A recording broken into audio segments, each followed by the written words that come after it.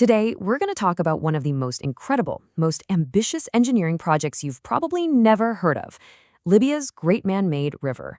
Seriously, this is a story about turning a desert green, a symbol of national pride, and how it was all shattered by conflict. Let's dive in. So here's the question that really kicks this whole thing off. Just think about it for a second. How do you build a modern country? How do you feed your people when your nation is over 90% desert and has, get this, zero permanent rivers? That was the immense challenge facing Libya. You gotta picture it. For centuries, people in Libya were basically stuck living along the coast. They depended on whatever little rain they got and some very limited underground water sources. It's one of the driest places on the planet, and that lack of water was a massive roadblock to any kind of real development or food security. So when Muammar Gaddafi came to power, he put forward this idea that was so huge, so audacious. It sounded like something out of science fiction. His plan to solve the water crisis wasn't about looking to the sky for rain. It was about looking deep, deep underground. And this is what he was going after, the Nubian sandstone aquifer system. This isn't just a pond. It's a gigantic, ancient ocean of fresh water that's been trapped in rock for thousands of years. It's literally an ocean, hidden right there, beneath the sands of the Sahara. Okay, so the big idea sounds simple enough, right? Drill down into the desert in the south, pump up all this ancient water, and then build a massive plumbing system to carry it hundreds of miles north to the cities and farms that needed it most. Simple in concept, absolutely monumental in reality. All right, to really get your head around just how massive this was, let's look at some numbers. First up, they had to drill over 1,300 individual wells. Each one was a massive project in itself, designed to punch deep into the earth and tap into this hidden ocean. And we're not talking about some little backyard wells here. Each one of these things went down more than 500 meters. To put that in perspective, that's deeper than the Empire State Building is tall. Just an incredible engineering feat on its own. Okay, so you've got the wells, you've got the water, now what?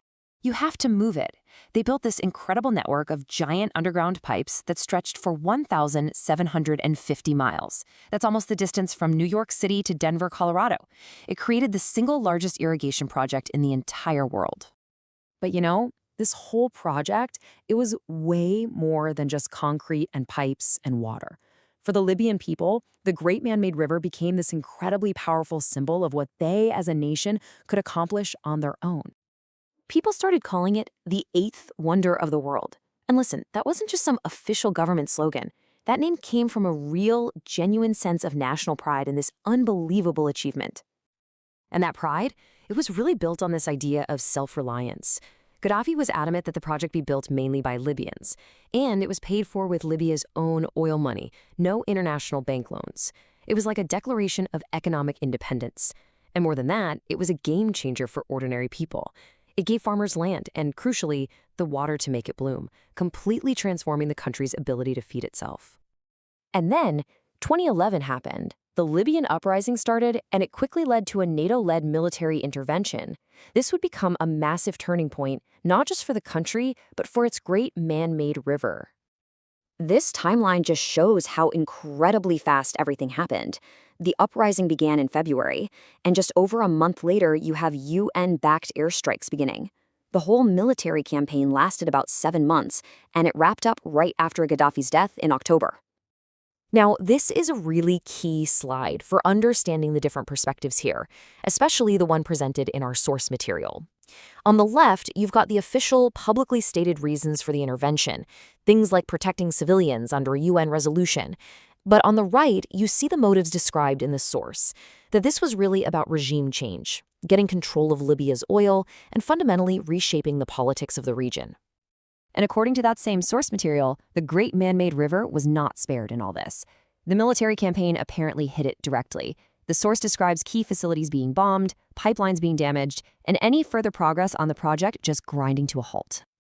So what happened after all of this? What was the long-term result? Well, the aftermath saw the most important piece of infrastructure in the entire country, its very lifeline, left seriously damaged. And here's another really important point from the source material, the perspective that Gaddafi wasn't some universally hated dictator. It states he actually had a lot of support, especially in the rural areas that were benefiting directly from this river project. For many of those Libyans, the intervention didn't feel like liberation. It felt like a foreign-led attack on their leader and their country. And so, this absolutely monumental project, this thing that was a symbol of hope and self-sufficiency, the thing that was literally making the desert bloom, it became just another casualty of the war. A lifeline for millions was broken, and its future was left completely up in the air. And that really leaves us with this one big, final question to think about. The Great Man-Made River was so much more than just pipes and concrete. It was a nation's dream made real. So when a piece of infrastructure like this is destroyed, what is truly lost beyond the steel and the machinery? And what does that mean for a people's future?